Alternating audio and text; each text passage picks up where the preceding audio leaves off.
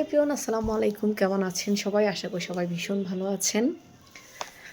আজকে এমন একটা বিষয় নিয়ে কথা বলতে আসবো, সেটা হচ্ছে এসেছি যে সুখে শান্তিতে বসবাস করতে আসলে কে না চায়? সবাই চায় যে সে সুখে শান্তিতে বসবাস করবে। কিন্তু দেখেন এখন যখন একটা মেয়ে তার শ্বশুরবাড়ি চলে যায়, মাঝে, মাঝে তার জন্য ভীষণ কঠিন চ্যালেঞ্জ মনে হয়। যে এখানে মনে হয় থাকা অসম্ভব, এখানে থাকা যাবে না।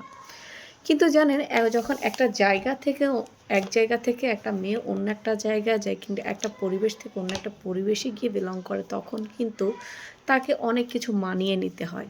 এখন এই জিনিসটাকে আমাদের সমাজের অনেক মানুষই আছে খুবই আ কি বলবো, এত, এত দুঃখ প্রকাশ করে স্ট্যাটাস দেয়, কিংবা এত দুঃখ প্রকাশ করে ভিডিও বলেন, পোস্ট বলেন করেন। আমার মতামত একটু ভিন্ন রকমের। যেহেতু আমাদের দাদি, নানি বা তাদের দাদি নানির দাদি নানি থেকে শুরু করে আমাদের সবাই যেহেতু সংসার জীবনের ধারাটা এইভাবে করে চলে আসছে, বা আমরা যেহেতু বিয়ে করব বা বিয়ে করতে হবে এরকমটা চিন্তাভাবনা। তো যেটা আমাদের যেহেতু আমাদের বিয়ে শাদী করতে হবে, সেটা ছেলে হোক বা মেয়ে হোক। এখন একটা পরিবেশে যখন দুই জায়গার দুটো মানুষ একসাথে থাকবে, সেখানে অবশ্যই স্যাক্রিফাইস করতে হবে। অনেক ক্ষেত্রে দেখা যায়, মেয়েরাই বলবো একটু বেশি, মাঝে, মাঝে তারা স্যাক্রিফাইস করতেই চায় না। সবার কথা বলছি না। কিছু মেয়ে আছে তারা আসলে স্যাক্রিফাইস করতেই চায় না। তারা চায় না যে আ শ্বশুর-শাশুড়ির সাথে থাকতে, কিংবা তারা চায় না যে ছেলের বাবা-মায়ের সাথে থাকতে, কিংবা যদি কোনো আনম্যারিড ননদ থাকে তাদের সাথে থাকতে চায় না। মানে এই জিনিসটা কেন মনে করবে? একটা মেয়ের তার নিজের মা-বাবা থাকলে কি সে এইভাবে ভাবতে পারে? কিংবা তার নিজের বোন থাকলে কি এইভাবে ভাবতে পারে? কখনোই না। আমাদের সমাজটা আসলে একদম অন্যরকম হয়ে গেছে। যত দিন যাচ্ছে মেয়েরা আসলে ইন্ডিপেন্ডেন্ট হওয়া প্রয়োজন। কিন্তু অশালীন চিন্তাভাবনা করা যাবে না, কিংবা আ অতিরিক্ত স্বার্থপর হওয়া যাবে না। অবশ্যই আপনি নিজেরটা বুঝবেন, কিন্তু অতিরিক্ত স্বার্থপরতা আমার কাছে মনে হয় মানুষকে মানুষের মতো মানুষ করতে পারে না, কিংবা যে মানবিকতার একটা জায়গা আছে, বা মানবিকতা বলে যে একটা ওয়ার্ড আছে, সেই জায়গার কাতারেই তাদেরকে ফেলে না। তাই আমরা বলব যে আমরা দিন শেষে সবাই কিন্তু মানুষ। তো একেকজন আমরা মেয়েরাই কিন্তু মেয়েদের বিরুদ্ধে অনেক কথা বলি। আবার মেয়েরাই মেয়েদের জন্য অনেক দুঃখ প্রকাশ করি।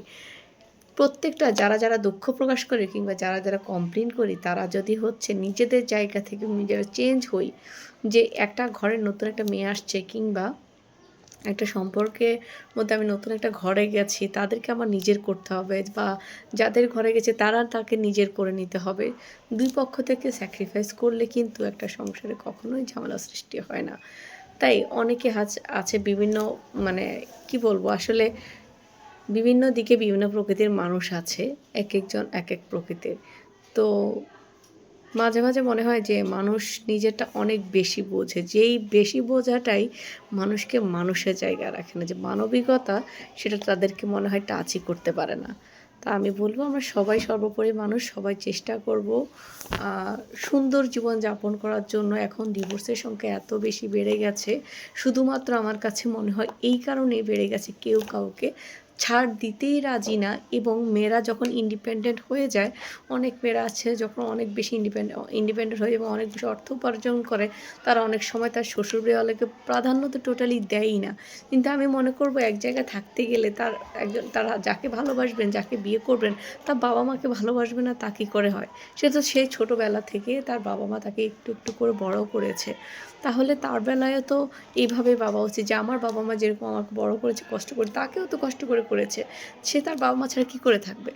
এখন ম্যাক্সিমামই এমন হয় যে যখনই বিয়ে করে ফেলে, তখন নিজের বাবা-মা ছেড়ে ছেলেটাকে নিয়ে যেতে চায়, বা পরিবারের বিভিন্ন ধরনের কলহ সৃষ্টি হয়। তারপরে এখান থেকে অনেক সময় ডিভোর্সও হয়ে যায়।